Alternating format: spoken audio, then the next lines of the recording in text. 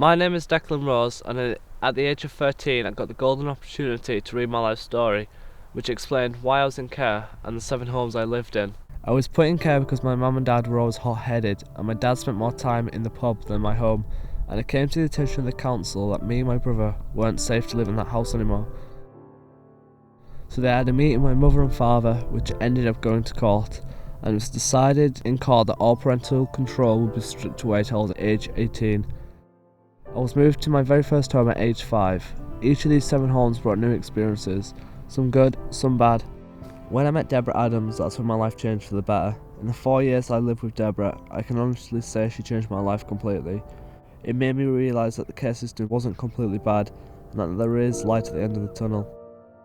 Mum, if you could go back in time, would you still put me in care, and what would you do differently? Yes and no, because you went into care for your own safety.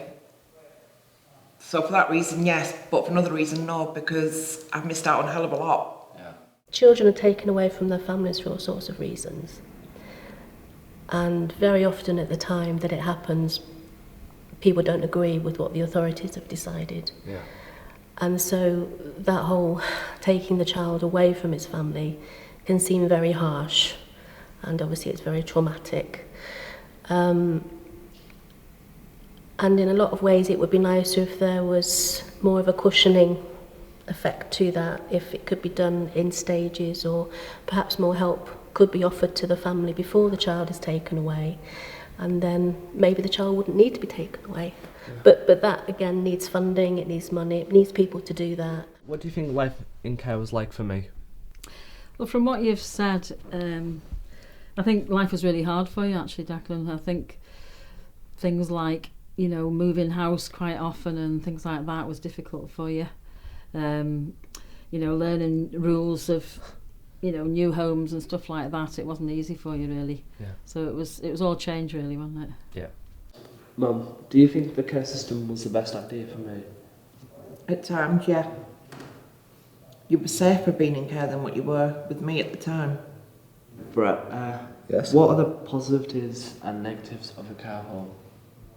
We get do a lot of different things that you probably couldn't do with a family, but then you haven't got the family around you, so you just don't know what a family is really if you're going at a young age. Yeah. And you also feel like a loner. Yeah. Because he said that. And he's also said he misses you not being so close to him. That's the other downfall.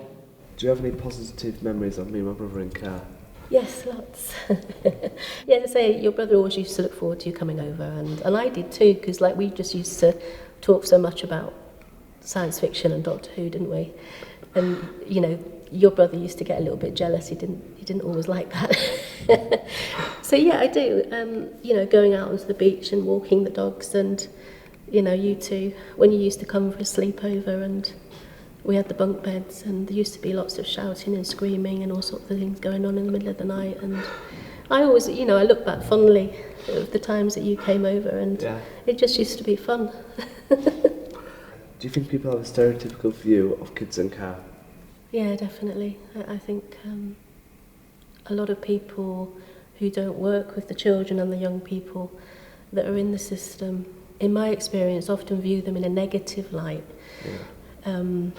Because in their head, they've come into the system because they've done something wrong. Yeah. And, that's not the case. I mean, we're all a product of how our parents have brought us up. They've imprinted their own personalities and their own experiences onto us. That's not our fault. It's not the child's fault. As with everything, it's just raising awareness. It's telling people why the children are in the system. Yeah. And, raising awareness means that people, hopefully, will want to help, will realise that there is a need, that they can help. From my point of view, what was it like to see me leaving care? Quite scary really, I think, because it was like all these years you've lived in care, and now it's a big responsibility really that you're going to be independent and sort of start on a new life, a new chapter of your life, and you'd never known any different really for a long, long time. Now that I've left care, what advice would you give me? Right, well, set yourself a budget definitely for looking after yourself. Yeah. And make sure you pay your bills first, and make sure you look after yourself and care for yourself. just helping you to become more independent, really, and, you know, life skills, so that when you do go out on your own, that you're able to cope in the big world. Yeah. I love care now, and what advice would you give me for the future? Stay close to your friends, stay close to the people that you've known through your time in care, because they're the ones that you would have formed the attachments with. They're the people that know you through all those ups and downs. And just make use of your support network. You know, just remember that the people are always there. Yeah. They're your friends. They're not work colleagues or anything like that, or casual acquaintances. They've been with you. They're part of your life. On reflection, I am glad that I was put in care. I've experienced hard times in my 13 years of care, but I wouldn't change the bad and good experiences I've been through. I wouldn't be the man I am today without them challenges I have faced.